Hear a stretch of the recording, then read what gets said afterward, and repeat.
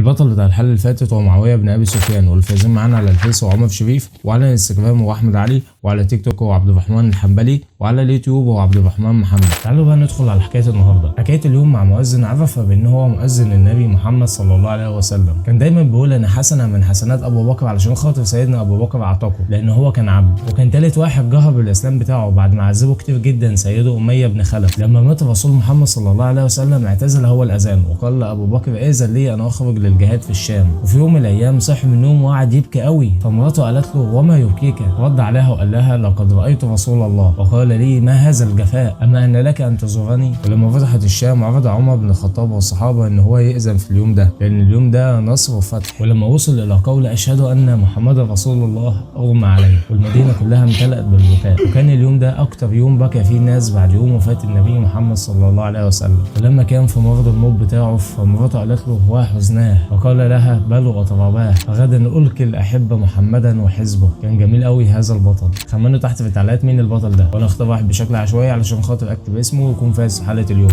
انا حسن رضا، ودي كانت حلقة النهارده. اعمل لايك وفولو، استنى الفيديو الجاي.